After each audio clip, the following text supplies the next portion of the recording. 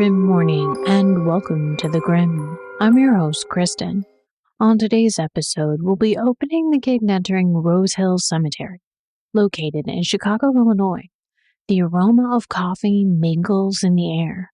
The gates stand open. Step carefully. It's time to descend into the hauntings of history. December is a month drenched in Christmas festivities, sleigh rides, warm drinks, outdoor fireplaces crackling against the cold.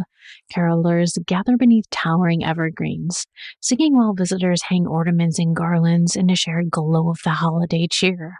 It sounds more like an opening scene of a Hallmark movie, a small town brimming with love and light. Yet in 1900, everything I just described wasn't happening in some Storybrooke village at all. It was unfolding within Rosehill Cemetery. On Chicago's north side, those snow-blanketed 350 acres once offered everything a holiday-obsessed soul could desire.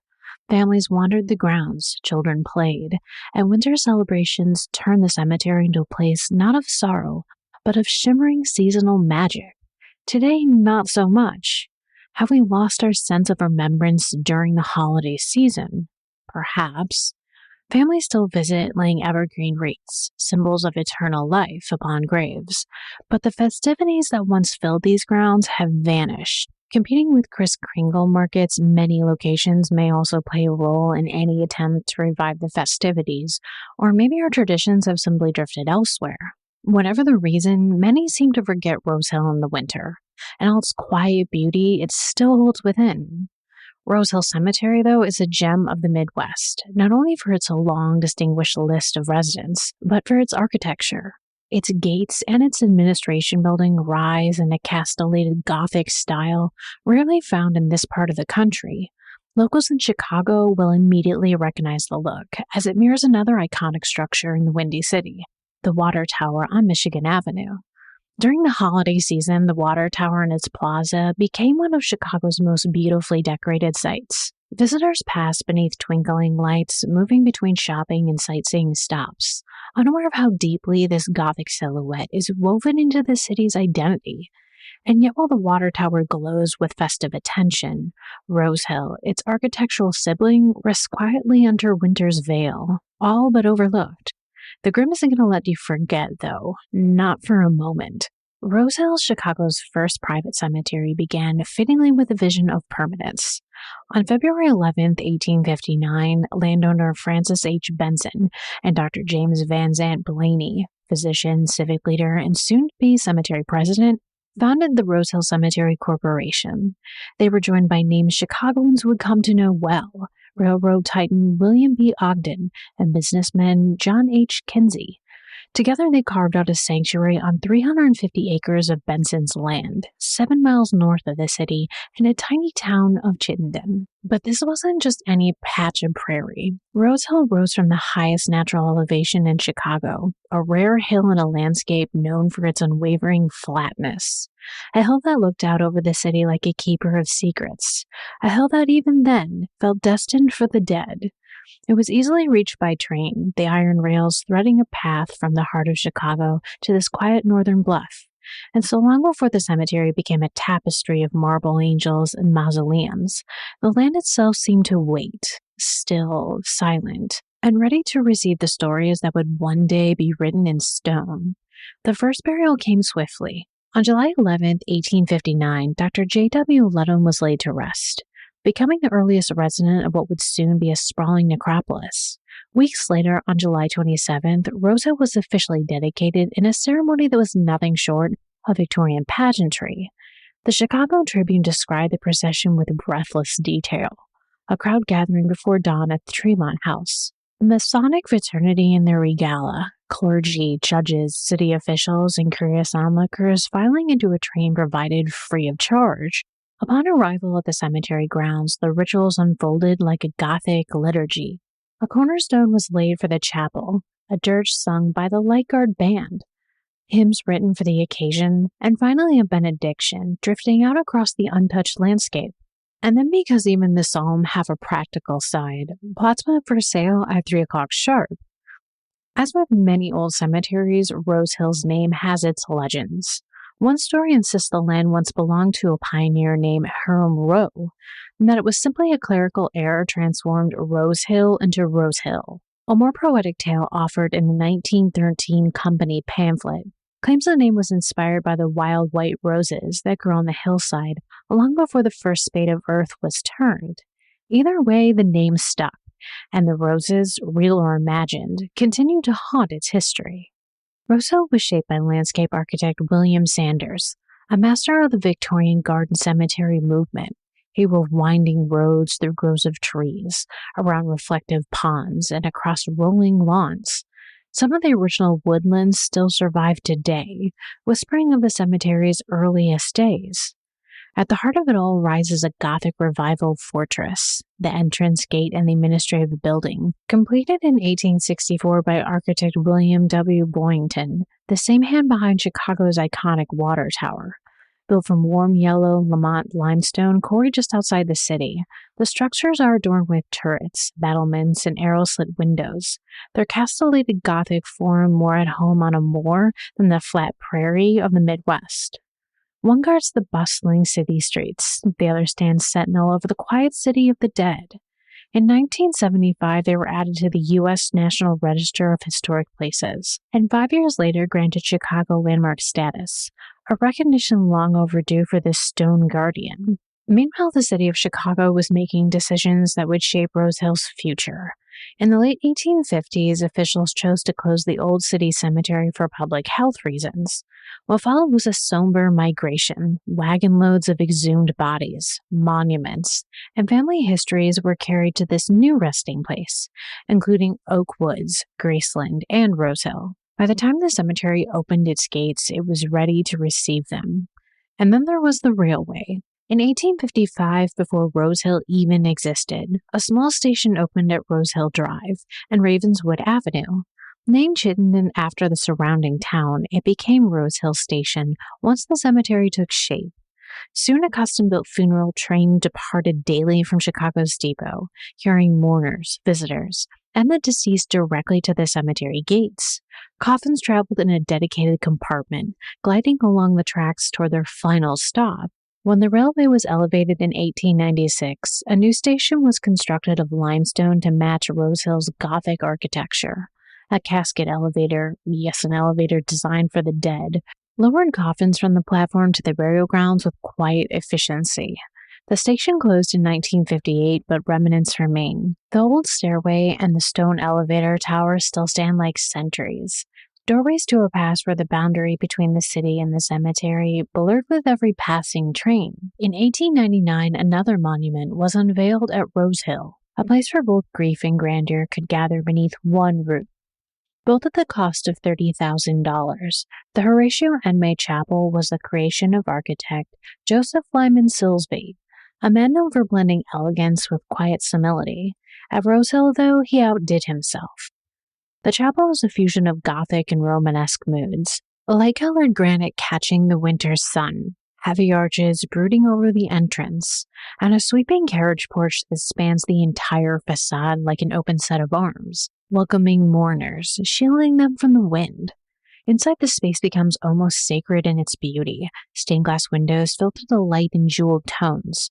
Mosaics shimmer across the floor in tiny, meticulous patterns. Overhead, an oak roof rises in dramatic hammer beam trusses and curved brackets, woodwork that feels both architectural and spiritual, as if the building itself is exhaling. And beneath all that beauty lies a colder truth. For decades, the chapel's vault served a very practical, very Victorian purpose. It held the dead through winter, when the ground froze solid and the graves couldn't be dug. Caskets were stored within these walls, waiting for the thaw. The chapel became a seasonal sanctuary, a quiet holding place between death and burial, a reminder that even in Chicago's bitterest months, Rosehill never stopped receiving its own. In 1914, Rosehill unveiled one of its grandest monuments to memory, the Great Mausoleum, designed by architect Sidney Lovell. Colossal in scale and solemn in presence, it remains the largest mausoleum in Chicago, a city not exactly short on stone giants. Lovell chose a Greek Revival entrance for the facade, a temple-like threshold that feels less like a doorway and more like crossing into another realm. Today, visitors enter through a modern expansion, but the original architecture still looms in quiet dignity. The mausoleum stretches across two levels, the lower one partly submerged into the earth, an architectural half-burial, mirroring the purpose of the building itself. Inside, the halls are lined with French and Italian marble crypts, and the floors are paved in Roman travertine. Bronze and brass doors guard many of the individual chambers, their metalwork darkened by time, their stories sealed in stone. Since its opening, the mausoleum has expanded 8 times, growing like a great limestone cathedral of the dead. It now holds more than 13,000 crypts and 2 chapels. Many are family-owned rooms with ornate bronze gates and stained glass, glowing in jewel-like colors. More than 30 windows illuminate the interior, some crafted by Louis Comfort Tiffany himself. His signature iridescence turning the halls into a dim, sacred kaleidoscope. Among the notable interments rests a pantheon of Chicago's builders and dreamers: Aaron Montgomery Ward, Richard Warren Sears, Milton Florsheim, and John G. Shedd, the department store magnate whose name would one day grace the city's aquarium. The Shedd Memorial Chapel, though, is a world within a world. The space consists of marble floors, marble walls, and marble benches, softened with leather cushions. The space feels carved from a single luminous stone. Tall pillars flank the bronze doors to the family crypt, crowned with urns that burn with an almost otherworldly glow. And then there's the window. Matt Huckey, author of Graveyards of Chicago, tells the story best. Shedd commissioned Tiffany to craft a stained glass window unlike any other, one that would bathe his crypt in blue light at sunset, an underwater dream rendered in glass. The theme carries into the sunlit anteroom, where even the chairs are adorned with seashells and seahorses, although the family rests not beneath the mausoleum, but beneath the surface of a tranquil sea. A sanctuary of stone, a cathedral of the departed, a place where the last light of the day turns ocean blue and quiet as a tide. But Rosehill is more than private chapels and family crypts. Long before it became a sanctuary of stone and silence, it was a cemetery shaped by war. At the onset of the Civil War, the Rosehill Cemetery Company set aside an entire military plot for U.S. soldiers, an act of civic mourning etched into the very landscape. Many of these graves still lie near the entrance gate, where the wind moves through rows of stone like a low, restless hymn. The original sandstone markers have eroded into illegible ghosts over time, replaced one by one to ensure that the stories of those who served are not lost. Today, approximately 350 Union soldiers and sailors rest at Rosehill. 16 Union generals lie among them, alongside a handful of Confederate soldiers and 15 unknown dead, men whose names were lost to time, though their service was not. Several were members of the 8th Illinois Cavalry, the unit that fired the first shots at Gettysburg. And then there are the names we still remember: Thomas Edward Greenfield Ransom, Brigadier General, Brevet Major General, whose command in the Western Theater was marked by relentless service and repeated wounds. He didn't fall in battle but died of disease in 1864, a fate as common and unforgiving as any bullet. Julius White, Brigadier General of Volunteers, Brevet Major General, who raised the 37th Illinois Infantry and led men through multiple campaigns before returning home to serve Cook County in peace. John MacArthur, Brigadier General, Brevet Major General, one of the Union's most capable commanders in the Western Theater, present at Fort Donelson, Shiloh, Vicksburg, and Nashville, battles whose names still echo. Among those also rests Edward N. Kirk, Brigadier General, whose service carried him through the brutal machinery of the Union command, and Martin R. M. Wallace, Brevet Brigadier General, men whose ranks were earned in a long grind of war, not through ceremony, but endurance. Together they make Rosehill the largest burial ground of Union veterans in the state of Illinois, a quiet military city within a city of the dead.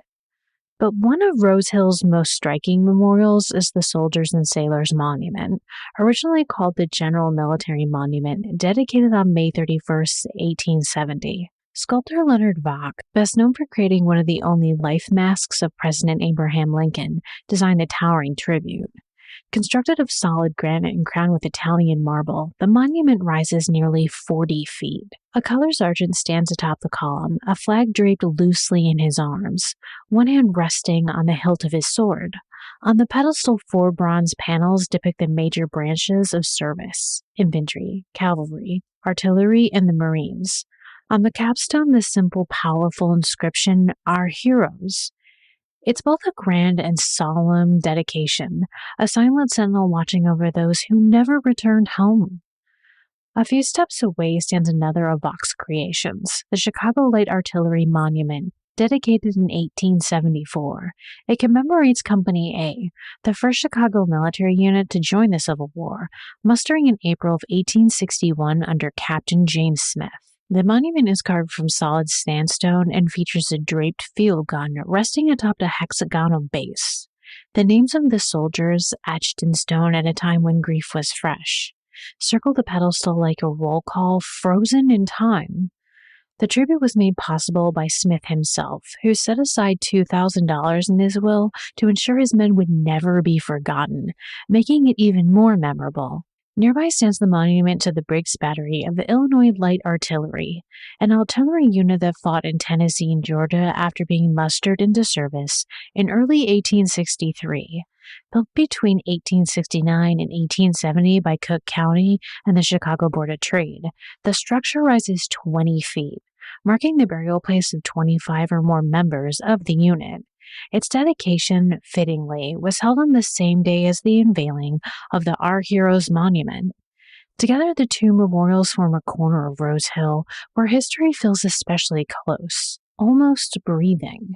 But then there's a different type of heroism. In 1864, Rosehill installed the Volunteer Firemen's Monument, donated by the Firemen's Benevolent Association, to honor those who died in the catastrophic 1857 fire.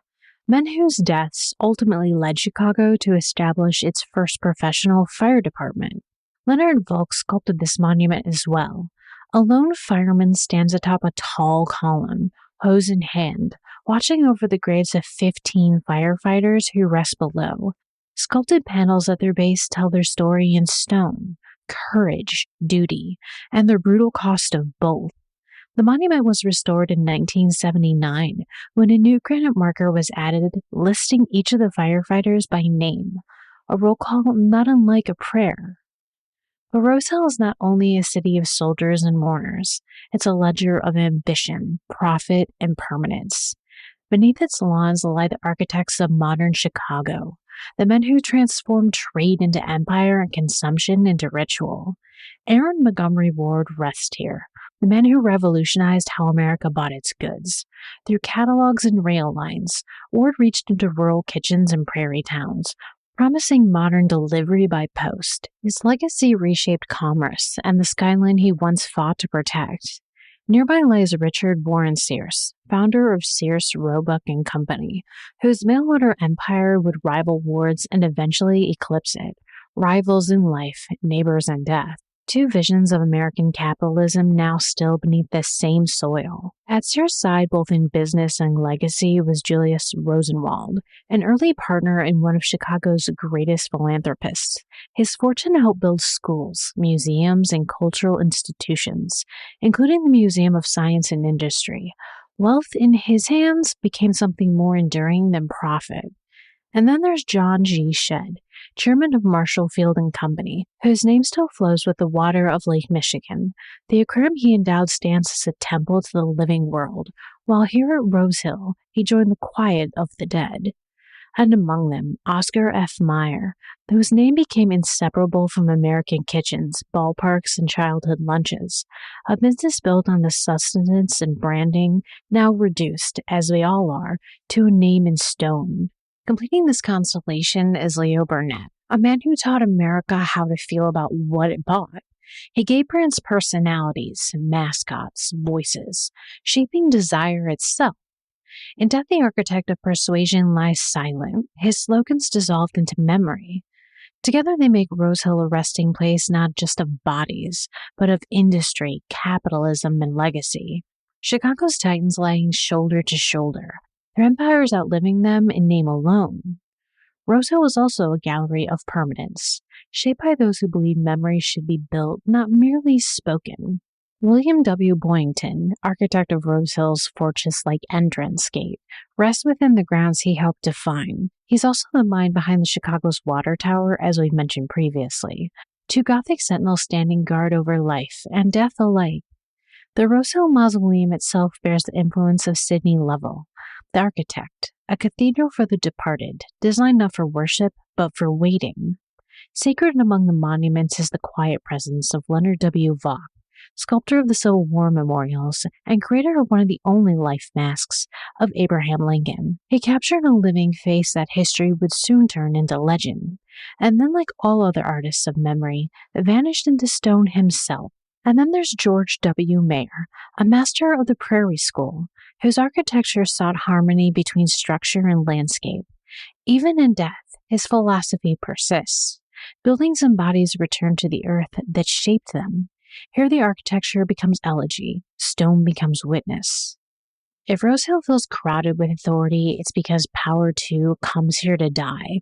Charles G. Dawes, the 30th Vice President of the United States, a Nobel Peace Prize laureate, lies among the many who govern behind desks and podiums, shaping policy while history watched. Towering among many others, though, is John Wentworth, Long John, Mayor of Chicago, U.S. Congressman, and owner of the tallest obelisk in the cemetery. Even in death, he rises. Nearby rests Roswell B. Mason, Chicago's mayor employed during the Great Fire of 1871, a man whose tenure coincided with the city's destruction and rebirth. And then there are others: Boone, Rice, Rothschild, Swift, mayors, power brokers, names etched into Chicago's civic bones. So many, in fact, that Rosehill holds more former mayors than some state capitals hold portraits. They governed, they commanded, they shaped a city, and now, like all the rest, they're governed only by time. Not all legacies at Rosehill were built of stone and seal. Some were born as ideals, sparks that reshaped how people communicated, learned, and moved through the world. Elijah Gray lies here, an inventor whose name is forever entwined with the birth of modern communication. As the founder of Western Electric, Gray helped wire a nation, transforming sound into signal, distance into illusion. His work hummed beneath cities long after his voice went silent. Nearby rests Henry Haven Windsor, the founder of Popular Mechanics. Through its pages, innovation became accessible, science translated for the curious mind. In an age hungry for progress, Windsor fed it with wonder, one diagram at a time. And then there's Max Adler, a businessman who turned his gaze to the stars. His vision gave Chicago the Adler Planetarium, a place where science met awe, and where the heavens were brought within reach of the city's streets. Now the man who mapped the cosmos rests beneath it. And finally, Ignace Schwinn, whose bicycles carry generations forward, across city blocks, factory roads, and childhood freedoms, forging movement, momentum, and independence into steel frames that outlive their maker long after. Together, these names mark Rosehill as more than a cemetery. It's a final resting place of ideas, of voices that travel farther than bodies ever could, of inventions that continue to move, connect, and illuminate the living. Rosehill, though, is not only a place for the celebrated, but for lives cut short by sudden horror, moments when Chicago itself seemed to hold its breath in grief. Bobby Franks was just 14 years old when his life was stolen on May 21st, 1924. His death would be known as the crime of the century, a phrase that still chills nearly 100 years later.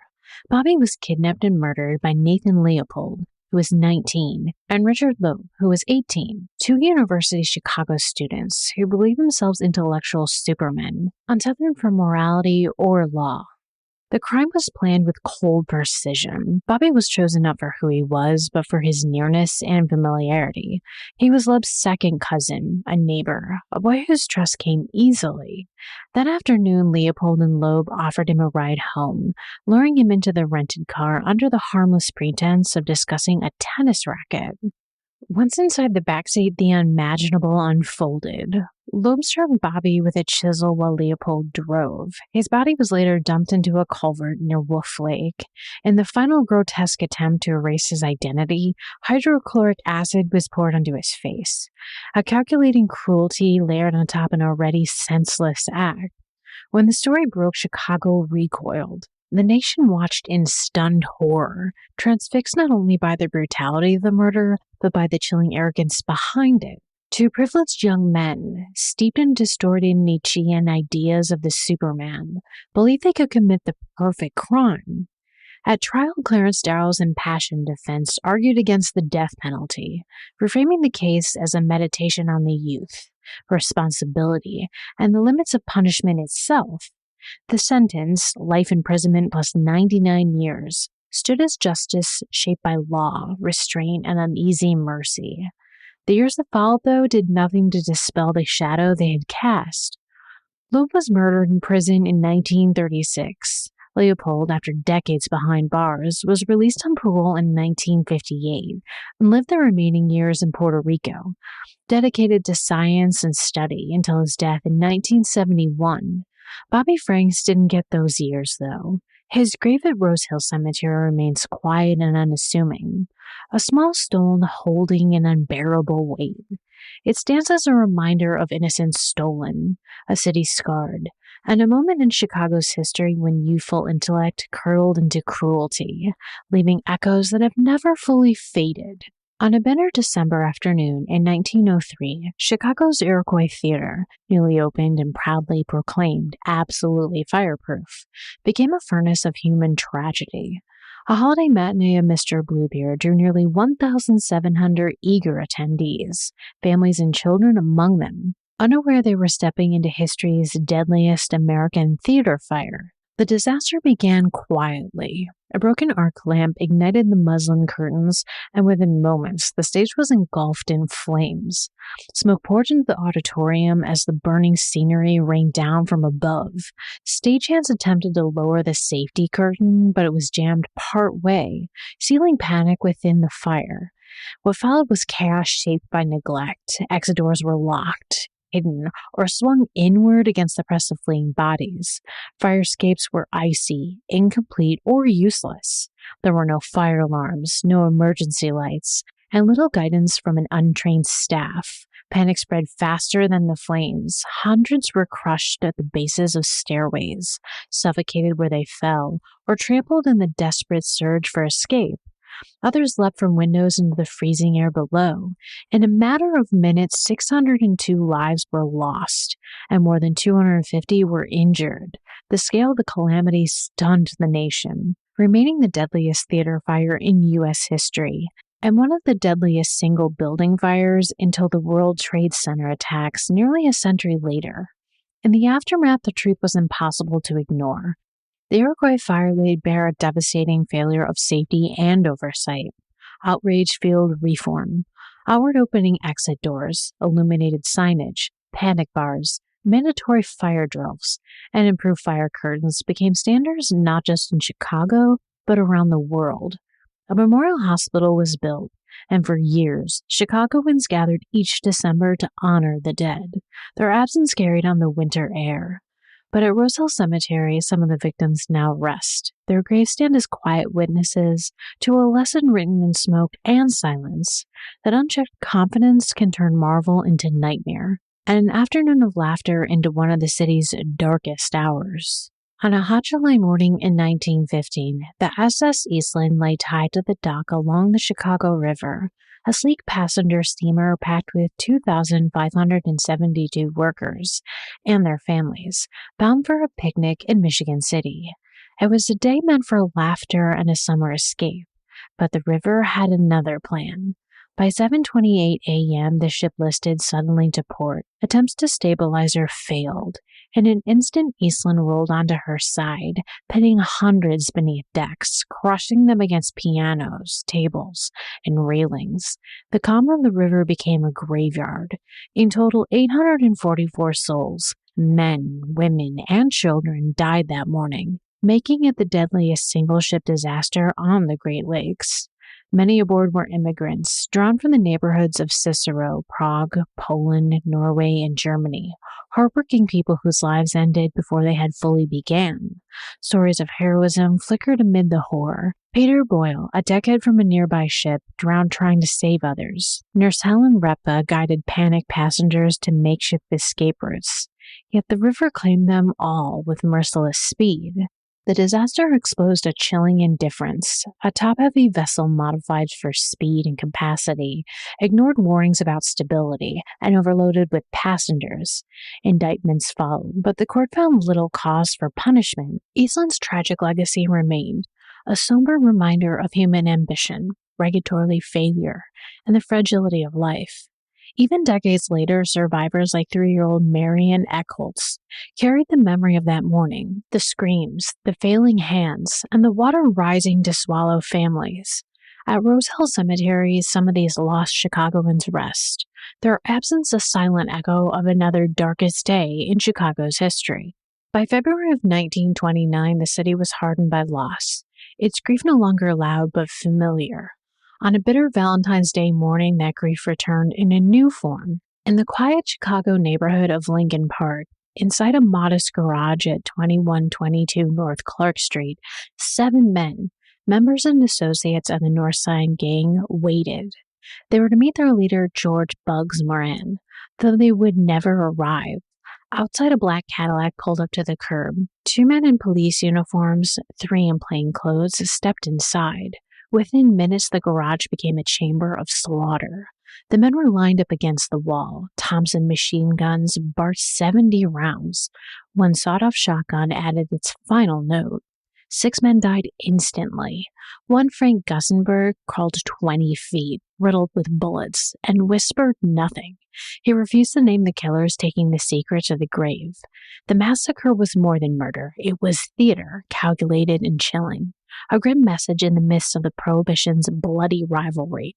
Moran's Northside Gang had long battled Al Capone's Chicago outfit for control of Chicago's illegal empire. The massacre was meant to wipe out Moran's men. The Moran himself escaped by mere chance, seeing the false police car and turning away for coffee. The city, though, recoiled. Newspapers splashed the horror across headlines. Detectives examined the shell casings and Thompson drums. Yet the killers vanished into the shadows. Investigations dragged on for years. Indictments were ignored, and witnesses offered conflicting accounts. Names: Fred Burkett, Gus Winkler, Fred Goetz, Ray Nugent, Bob Carey surfaced, but justice remained elusive. Capone was never convicted, and the city was left with an enduring stain of violence, the echoes of gunfire frozen in time. The garage was demolished in 1967, leaving only a lawn where the 7 men had been executed. Bricks from the north wall, pocked and riddled with bullet holes, were salvaged and sold as relics, grim souvenirs of another dark day in Chicago. 3 of the murdered men now rest within Rosehill Cemetery, their graves only known to the keepers of the grounds, with help from public record. The massacre endures as a testament to the cruelty of ambition, the merciless machinery of organized crime, and the human lives crushed beneath its cold, indifferent weight. But beyond stories, marble, and granite lies a deeper, darker legacy, the stories of spirits that linger long after death. One of Rosehill's most famous and tragic tales begins with Frances Pierce Stone. She married at 17, became pregnant shortly after, and died at 20, only 4 months after her 10-month-old daughter. A sculpted likeness of the mother and child was created, placed beneath a glass case, and eventually moved to Rosehill. Visitors leave coins at the base, paying quiet homage. Legends whisper, though, that on the anniversary of Frances' death, a ghostly mist rises from the glass, as if the love of a mother and her child refuses to be contained. Some say the mist takes on the faint shape of the pair, fleeting but unmistakable to the faithful observer. Within the grounds also sits the memorial of Lulu E. Fellows, a young woman who died of typhoid fever at just 16 in 1883. Her marble likeness, seated with a book in her lap and the inscription, "Many hopes lie buried here," is protected behind a glass case, placed to shield the statue from weather damage. Unlike many other graves, Lulu's memorial has become the focus of legend and visitor tradition. People leave coins, flowers, small toys, and trinkets inside its glass enclosure, slipping offerings through the vents at the top. In local lore, Lulu's memorial carries its own eerie reputation. Some visitors report hearing cries or voices near the statue, especially on quiet evenings, or noticing the scent of flowers lingering in the winter air around her grave. Details suggest of a lingering presence or an attention from the unseen. While these experiences are anecdotal and not verified by documented investigation, they become part of Rosehill's haunted atmosphere in storytelling and ghost tours. Whether viewed as paranormal or deeply symbolic of human loss, Lulu's statue, like the glass-enclosed memorial of Francis Pierce Stone, embodies the way grief, memory, and imagination converge in a place where lives were cut short and remembered. In the elaborate Rosehill Mausoleum, Richard W. Sears, founder of Sears, Roebuck & Co., is said to haunt his private family room. Locked in marble, his spirit reportedly roams the halls. Angered by the proximity of his arrival, Aaron Montgomery Ward, witnesses claim to see a tall figure in a top hat pacing along the corridor, then vanishing suddenly, leaving behind only the echo of footsteps and the chill of unresolved rivalry. It's a reminder that even titans of industry cannot always leave their grudges behind. Elsewhere in the cemetery, visitors report fleeting visions of floating women along Pearson's Avenue, drifting silently into the fog when approached. These whispers of movement suggest the dead at Rosehill remain in some way conscious of the living world.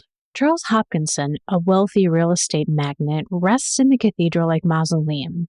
Some say resonates with strange sounds. Chains rattle in the stillness, and distant moans echo through the stone halls, particularly on the anniversary of his death. Some claim the noises are echoes of a life unwilling to release its hold on the world.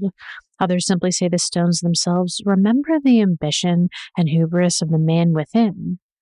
Rosehill is not only home to the powerful and infamous, it also holds the spirits of its youngest residents. The gatehouse, designed by William Boynton, is rumored to host the ghost of his granddaughter, Philomena, who died in childhood. At dusk she is said to wander the grounds, glimpsed briefly through windows before disappearing into the gathering mist. And the grave of Bobby Franks, the young victim of Leopold and Leb, remains a site of quiet sorrow, where whispers of tragedy seem to hang in the air like the morning fog. Rosehill's history is intertwined with the stories of the living and the dead, victims of Chicago's famous crimes. Civil War and Revolutionary soldiers also lie within, and the city leaders share the grounds with legends of apparitions, glowing figures, and mournful sounds. Footsteps echo along the empty paths, mists rise from the crypts, and the shadows twist where none should exist. For those who walk Rosehill at night, the ordinary becomes extraordinary. Each monument holds a story. Each path carries the weight of lives once lived. Some spirits linger for love, others for revenge, and simply because the world will not let them go. Each year around Halloween, a candlelit 5K winds through the cemetery, tracing the graves of soldiers, mayors, and tycoons alike. The flickering lights stretch long, trembling shadows across moss-covered monuments, and for a fleeting moment, the living and the dead seem to share the same space. Rosehill is an active graveyard, with the average of 460 burials each year, spanning the 19th, 20th, and now the 21st centuries. Over the years, groundskeepers have overseen more than 193,000 traditional burials, with room for countless more, each adding to the silent, enduring story of Rosehill. Gravestones range from the ornate Victorian Gothic markers to modern slabs of stone, each telling a story to those who wander the grounds. As Graveyards of Chicago, The People, History, Art, and the Lore of Cook County by Matt Huckey and Ursula Bielski notes, it offers the single most impressive cemetery experience to be had in the Chicago metropolitan area. Designed in 1914 by Sidney Lovell, the massive structure is a multi-level maze of marble-lined passageways, stacked to the ceilings with thousands of the dearly departed. And in December, when the snow drifts along the winding paths and wreaths hang on to the wrought iron gates, Rosehill seems to pause in quiet reverence. The cold air carries the weight of memory, the whisper of the past, and the soft shimmer of candlelight from distant homes, as if the spirits of the cemetery themselves are keeping a Christmas vigil. In this season, the dead of Rosehill and the living who remember them meet, if only for a fleeting, frost-touched moment. And for now, the stories of Rosehill slid back into stone, and the dead return to their uneasy rest. Yet they're never silent for long. Thank you for walking with us through the veil into Rosehill Cemetery, descending once more into the hauntings of history. The gate is sealed, the veil drawn, yet death keeps no calendar, and so we shall return, as we always do, on the grim.